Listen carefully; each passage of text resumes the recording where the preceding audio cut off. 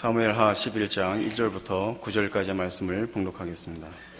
그 해가 돌아와 왕들이 출전할 때가 되매 다윗이 요압과 그에게 있는 그의 부하들과 온 이스라엘 군대를 보내니 그들이 암몬 자손을 멸하고 랍바를 에워쌌고 다윗은 예루살렘에 그대로 있더라. 저녁 때에 다윗이 그의 침상에서 일어나 왕궁 옥상에서 거닐다가 그곳에서 보니 한 여인이 목욕을 하는데 심히 아름다워 보이는지라. 다윗이 사람을 보내 그 여인을 알아보게 하였더니 그가 가로되 그는 엘리암의 딸이요 햇사람 우리아의 아내 바세바가 아니니까 하니 다윗이 전령을 보내어 그 여자를 자기에게로 데려오게 하고 그 여자가 그 부정함을 깨끗하게 하였으므로 더불어 동침하며 그 여자가 자기 집으로 돌아가니라. 그 여인이 임신함에 사람을 보내 다윗에게 말하여 이르되 내가 임신하였나이다 하니라. 다윗이 요압에게 기별하여 햇사람 우리아를 내게 보내라 하매 요압이 우리아를 다윗에게로 보내니 우리아가 다윗에게 이르매 다윗이 요압의 안부와 군사의 안부와 싸움이 어떠했는지를 묻고 그가 또 우리아에게 이르되 내 집으로 내려가서 발을 씻으라 하니 우리아가 왕궁에서 나가매 왕의 음식물이 뒤따라가니라. 그러나 우리아는 집으로 내려가지 아니하고 왕궁문에서 그의 주의 모든 부하들과 더불어 잔지라. 오늘 사무엘하 11장과 그리고 다음 주에 살펴볼 대로 12장에 걸쳐서 다윗의 범죄와 하나님의 꾸중이 기록되어 있습니다. 다윗은 남의 아내를 빼앗아 올 뿐만 아니라 또 그 남편을 죽이는 간음죄와 살인죄를 동시에 행하고 게다가 그 과정이 나쁜 것이 그거를 은폐하려는 교묘한 또는 비열한 짓을 그의 지위와 힘을 이용해서 저지릅니다. 어느 쪽으로 보아도 다 변명의 여지가 없는 다윗의 심각한 범죄입니다. 그러나 나중에 12장에서 나단 선지자가 와서 다윗을 꾸짖었을 때 그 다윗의 회개의 장면을 보면 다윗은 자기가 죄를 짓고 있다는 사실을 거의 몰랐던 것으로 보여집니다. 참으로 뜻밖의 일인데 그 나단이 와서 그 비유를 들어 부자가 가난한 집에 양을 뺏어서 손님을 대접했다라는 그 비유를 듣고 그 가슴에 찔리는 것이 아니라 어떻게 우리나라에 그런 사람이 있을 수 있느냐라고 아주 심하게 화를 냅니다. 당신이 그 사람입니다라는 말을 듣고 말하자면 소스라치게 놀라고 얼마나 놀라고 자신의 죄에 대해서 부끄러워했는지 눈물로 침상을 띄웠다고 되어 있습니다. 그러니까 방에 눈물로 물이 차서 침대가 물 위에 떴다. 그겁니다. 그래서 이 문제는 그렇게 간단하게 생각할 문제가 아닙니다. 우리는 어느 사회나 그렇겠습니다만은 이 우리나라 사회는 유교적인 그 윤리관을 갖고 있기 때문에 간음죄라는 것 또는 살인죄라는 것이 뭐 아주 심각한 죄임을 모두가 인식하고 또 변명의 여지가 없습니다만은 다윗은 지금 그 죄에 대한 그 범법한 죄, 그 사건에 대해서 회개하지 않는다는데 그 놀라움과 또 그 회개의 성경의 가르침에 특별한 부분이 있습니다. 시편 51편에 가보시면 시편 51편은 이렇게 제목이 되어 있죠.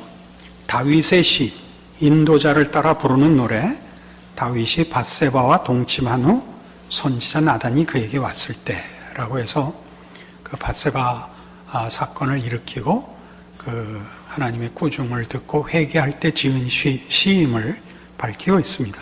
잠깐 제가 읽겠습니다. 하나님이여 주의 인자를 따라 내게 은혜를 베푸시며 주의 많은 긍휼을 따라 내 죄악을 지워주소서.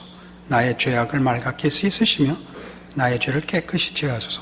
무릇 나는 내 죄과를 아오니 내 죄가 항상 내 앞에 있나이다. 내가 주께만 범죄하여 주의 목전에 악을 행하였사오니 주께서 말씀하실 때 의로우시다 하고 주께서 심판하실 때 순전하시다 하리이다. 죄의 용서를 빌고 있지만 범죄한 죄를 회개하는 것이 아니라 죄를 지을 수밖에 없는 존재로서의 자신을 회개하고 있습니다. 3절에 보는 대로 무릇 나는 내 죄과를 아오니 내 죄가 항상 내 앞에 있나이다.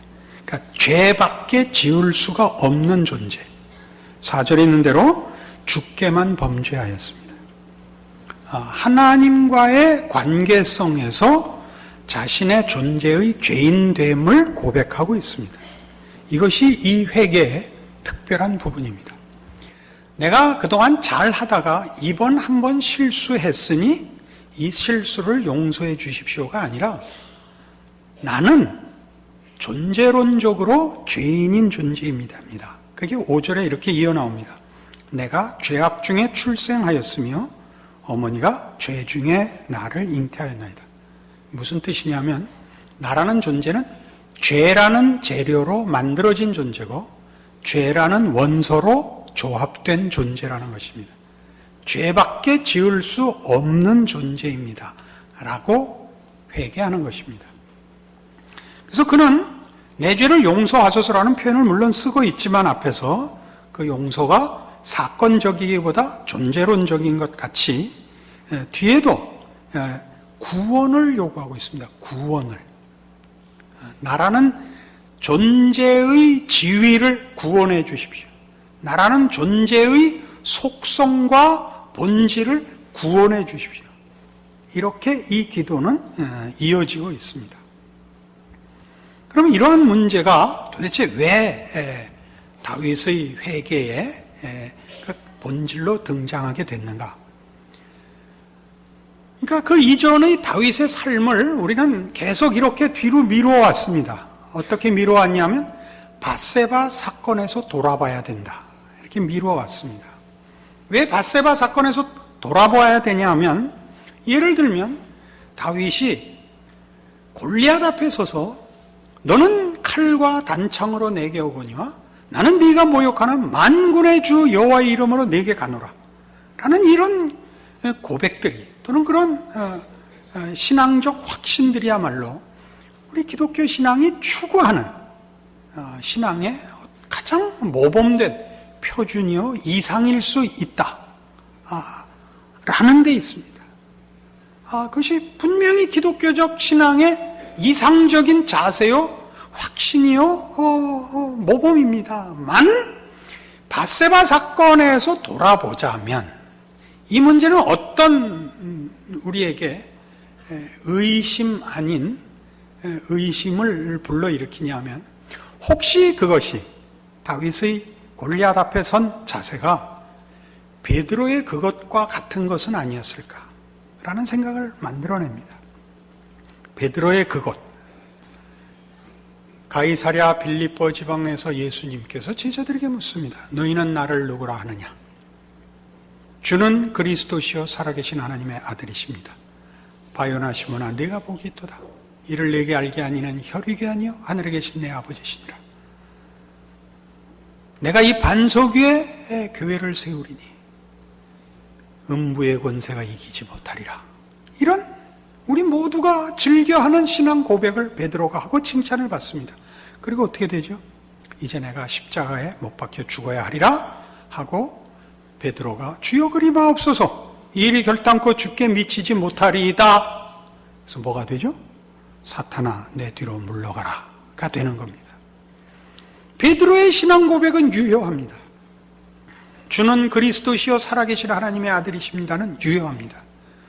그러나 그의 메시아를 향한 신앙 고백이 그 본질적 내용에 있어서 제대로 이해가 된 것이냐는 아니라고 성경은 가르치고 있습니다. 마찬가지로 다윗도 밧세바 사건을 놓고 뒤돌아본다면 그가 골리앗 앞에서 너는 칼과 단창으로 내 앞에 오거니와 나는 네가 모욕하는 이스라엘의 하나님 만군의 주 여호와의 이름으로 가노라는 그것 자체로 멋진 신앙 고백이요 신앙의 본질을 담고 있음에도 불구하고 다윗은 베드로가 그랬던 것 같이 그 신앙상 근본적인 하자를 지닌 채 이 고백을 하고 있다라고 이해할 수 있습니다. 왜요? 그건 저기 사무엘 상에 나타난 사건이고 성전을 짓겠다는 그의 헌신과 소원마저도 사무엘하 7장이고 오늘 밧세바 사건은 사무엘하 11장이기 때문에 그렇습니다. 그러니까 그가 골리앗을 물리칠 때도 내가 잘했고 성전을 짓겠다고 할 때도 잘했는데 이번에만 눈에 뭐가 씌워서 실수했습니다 라면 우리는 그렇게 이해할 수 있고 넘어갈 수 있지만 다윗은 그렇게 고백하고 있지 않고 내가 본질적으로 아직 죄인입니다 라고 고백하고 있기 때문이다 이겁니다. 나는 아직도 죄밖에 질 수 없는 존재입니다 라고 11장에서 고백하고 있으니까 그 앞에 모든 내용들도 우리는 이제 좋게 볼 수만은 없는 것입니다.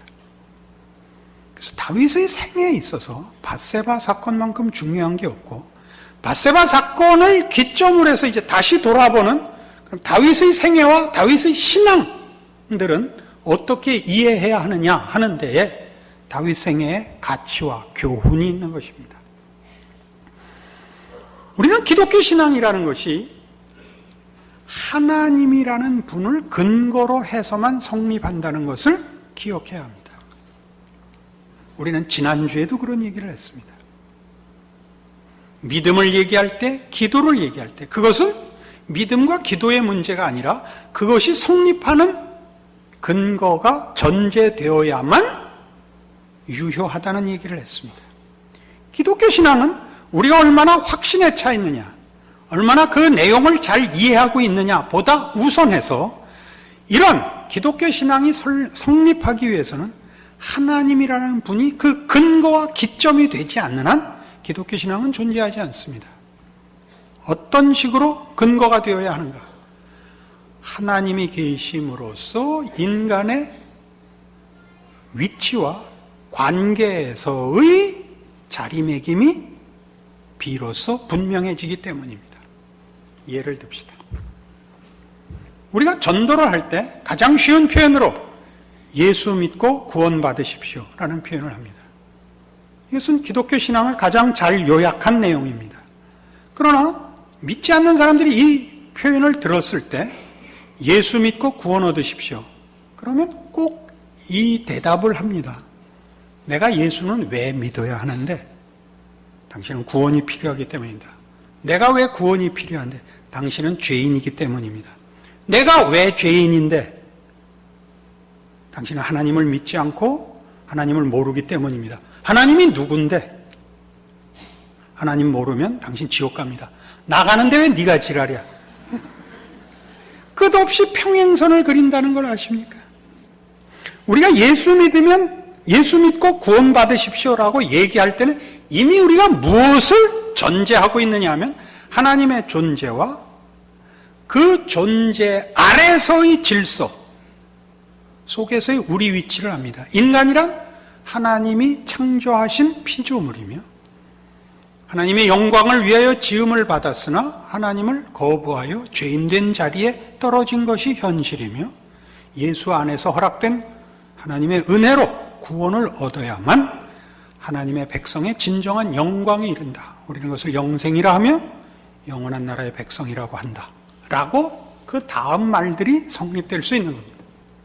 그러나 믿지 않는 사람들에게 우리가 전도를 할 때 그가 하나님에 관하여 이해하지 못하는 동안은 그걸 전제해서 성립되는 기독교 교리가, 내용이 이해될 수가 없습니다. 그러니까 우리가 평소에 하는 얘기로 예수 믿으면 복 받습니다. 예수 믿으면 건강해집니다. 예수 믿으면 형통합니다. 라는 얘기는 다 예수를 믿어야 될 보다 근본적인 근거로서의 하나님이 납득되지 않고는 성립되지 않습니다. 그러니까 지금 다윗 얘기는 전부 그 얘기입니다. 우리의 기독교 신앙은 하나님이 누구시냐이며 그 하나님과 우리의 관계가 무엇이냐이며 우리를 향한 하나님의 뜻이 무엇이냐에 관한 것입니다. 그걸 놓으면 마치 예수 믿고 복 받읍시다가 되면 예수 믿는다는 것은 하나의 효율성 얘기밖에 되지 않고 방법론에 불과한 것이 됩니다. 마찬가지로 성경에서 제일 많이 지적되는 신앙에 있어서의 가장 문제시되는 게 뭐냐면 이 근거가 확보되지 않고 납득되지 않은 채 기독교 신앙이 구약적인 상황하에서는 율법으로, 신약적인 상황하에서는 신앙이라는 이름으로 수단에 불과해질 수 있다고 경고하는 것입니다. 그리고 다윗은 바로 그 문제에 걸린 자신을 회개하는 것입니다. 마태복음 6장에 가보십시다. 신약성경 첫 번째 책 마태복음 6장 1절입니다. 사람에게 보이려고 그들 앞에서 너희 의를 행하지 않도록 주의하라. 그리하지 아니하면 하늘에 계신 너희 아버지께 상을 받지 못하느니라. 자, 예수님이 이 땅에 오셔서 사셨던 초대교회 시대에 예수님께서 가장 많이 싸웠던 대상은 외식하는 자들이었습니다. 바리새인들과 그 싸움이 제일 많았는데, 그 싸움의 내용인 즉슨 기독교라는 신앙이 하나님과 상관없이 자기 의를 위하여 쓰여질 수 있었다는 사실입니다. 자기 치장이 됐죠. 내가 얼마나 종교적인 사람인가 라는 증명으로 기독교 신앙이 쓰여질 수 있었다는 사실을 예수님께서 그렇게 지적했습니다. 그래서 이 마태복음 6장은 1절 이하에 구제하는 문제, 기도하는 문제, 금식하는 문제가 하나님과 아무 상관없이 사람들 앞에서 내가 얼마나, 우리가 이해하기 좋게 하자면 윤리적이며 도덕적이며 종교적인가 하는 자기 확인으로 쓰여질 수 있다고 경고하고 있는 것입니다. 이 문제는 구약에 있어서도 문제였고 신약 시대에 있어서도 문제입니다. 기독교 신앙이 하나님과 아무 상관없이 자신의 남다름, 다른 사람과의 구별, 우월감을 확인하는 방편으로 사용될 수 있다는 것입니다.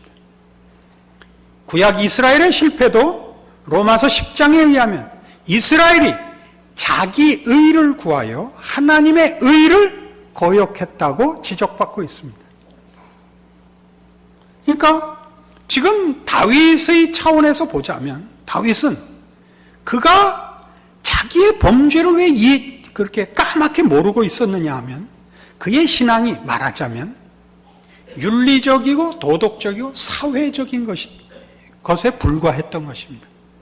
하나님 앞에서의 신앙이 아니고 사람들 앞에서 이스라엘이라는 하나님을 믿는 신앙 속에서 그 신앙의 대상이고 그 신앙의 근거인 하나님과의 관계이기보다 그 신앙이 힘을 쓰고 가치 기준이 되는 사회에서의 그 가치로 자기 치장을 하는 문제에 불과했다고 성경은 지적하는 겁니다. 어떻습니까?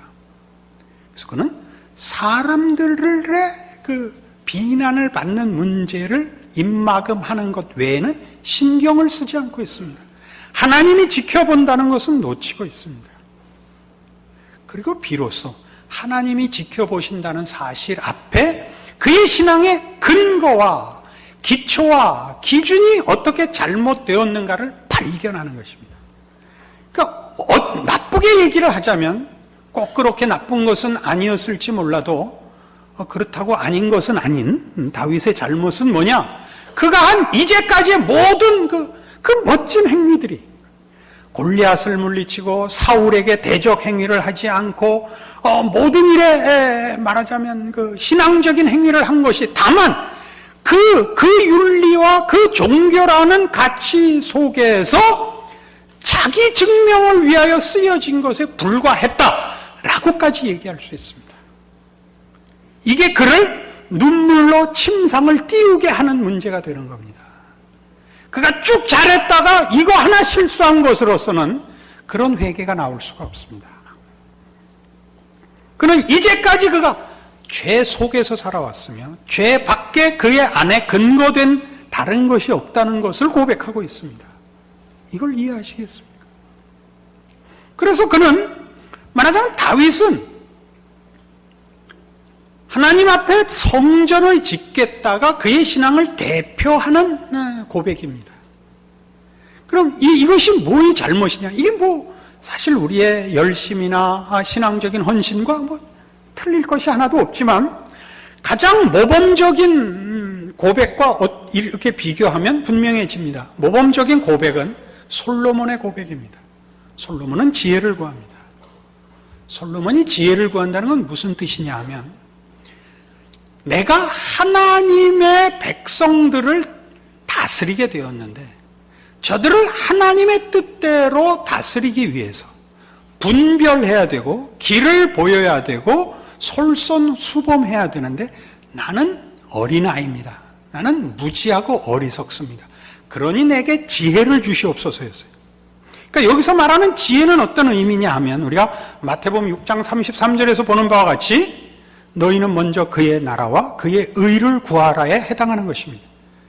하나님의 통치를 수용하고 하나님의 통치를 대행하는 자로서 하나님의 통치가 제대로 결실되기 위하여 하나님께 매달려 있는 자, 이것이 그가 요구하는 지혜입니다. 그러나 다윗은 성전을 짓겠습니다라고 고백함으로써 그의 신앙은 그의 열심과 그의 쓸모있음, 유용성으로 보상받는 신앙이 되는 것입니다. 이 둘을 비교하실 수 있습니까? 하나님 앞에 내가 뭔가 쓸모가 있기 때문에, 또는 간절히 요구해서 내 필요한 것을 얻어내는 신앙에 불과했던 것입니다. 이것이 다윗이 스스로 회개하며 눈물로 침상을 띄우게 되는 이유며, 나를 새롭게 만들어 주소서라고 기도하는 이유인 것입니다. 그것은 시편 51편에 이렇게 다시 한번 강조됩니다.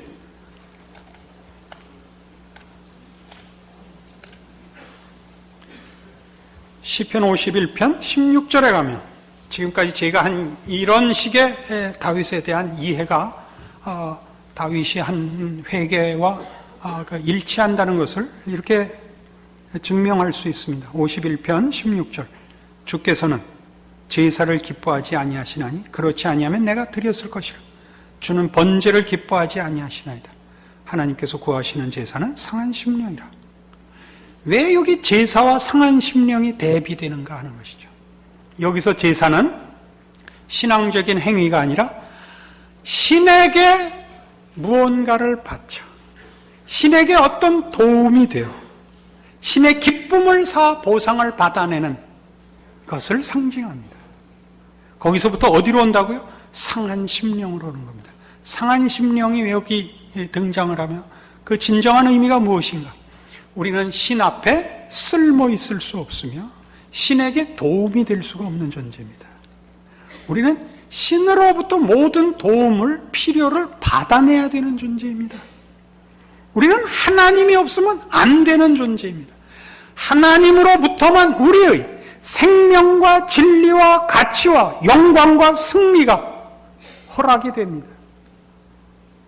우리가 우리를 위하여 어떤 노력을 하고 어떤 애를 쓰든 우리는 하나님이 만든 인간의 참된 승리와 영광의 자리에 이룰 수가 없습니다. 오히려 우리는 늘 어긋나기만 합니다. 그것이 상한 심령으로 제사와 대비되고 있는 것입니다. 이 부분이 신앙의 핵심입니다. 그래서 성경은 이렇게 요구하죠. 로마서 4장으로 가서 보십시다. 200 신약 성경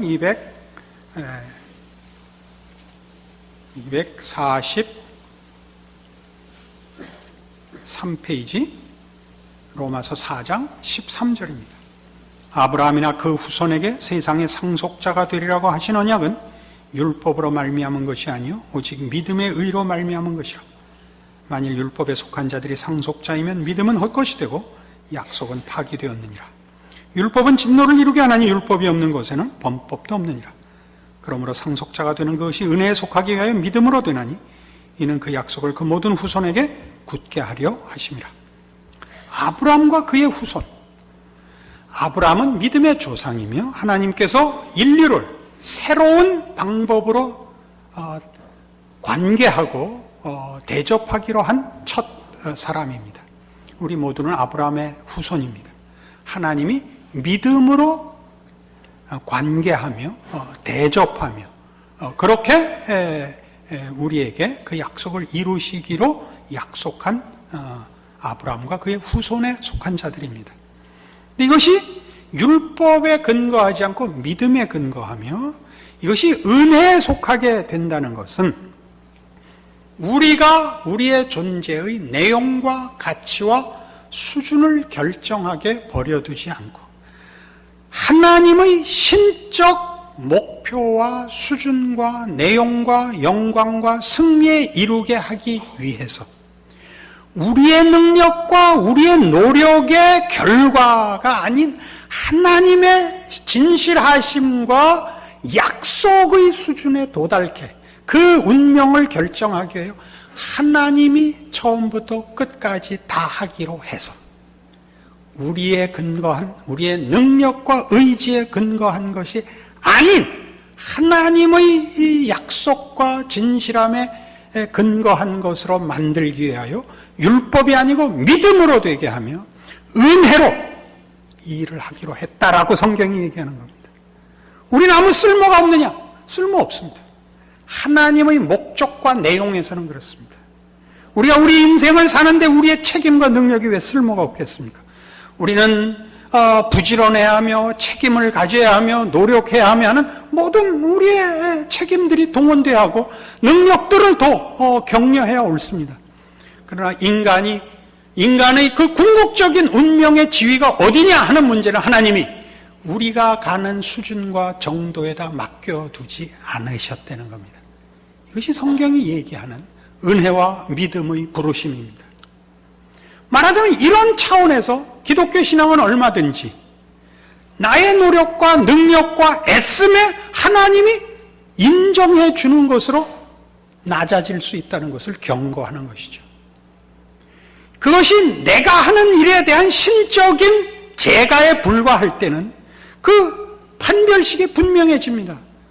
내가 노력한 것, 내가 열심을 낸 것, 내가 헌신한 것에 대하여 하나님이 보상해주고 증명해 준 것일 때는 우리는 자랑을 합니다. 너는 왜 그렇게 안 하느냐? 난 이렇게 해서 됐다.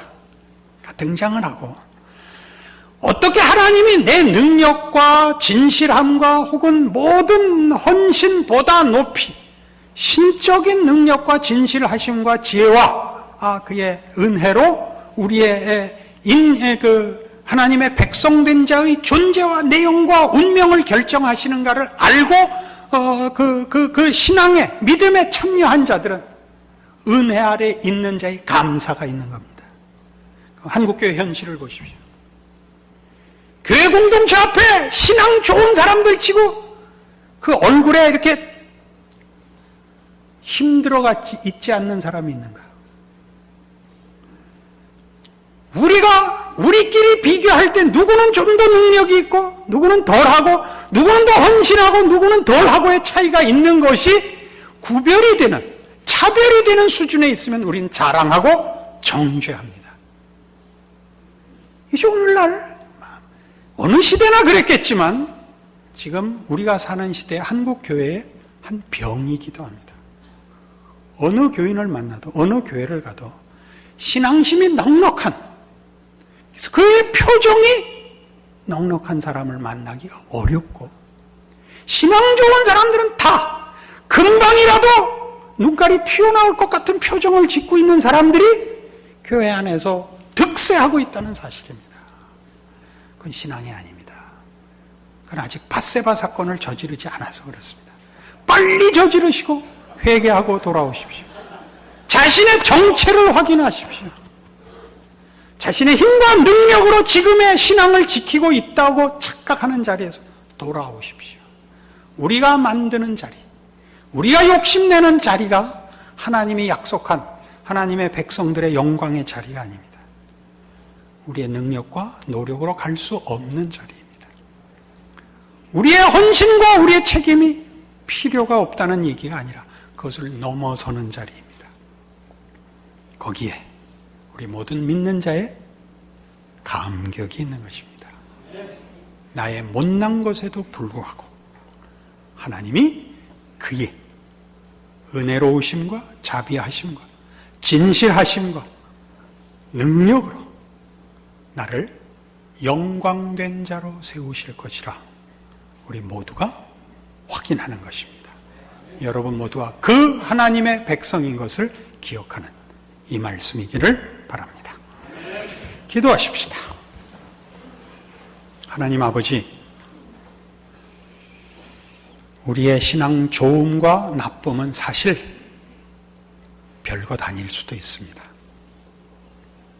하나님의 무한하심과 그 무한하심이 은혜와 자비와 긍휼과 사랑과 구원으로 나타났다는 것을 알 때 우리는 사람 사이에서의 우열의 싸움을 벗어던지고 오직 하나님 앞에 엎드리며 오직 찬송으로 주 앞에 고백할 수밖에 없을 것입니다.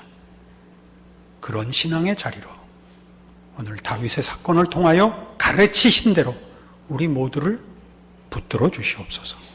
감사하는 자 되게 하시고 넉넉한 마음으로 우리 자신과 이웃을 돌아보는 하나님의 마음을 품게 하옵소서. 예수님 이름으로 기도합니다. 아멘.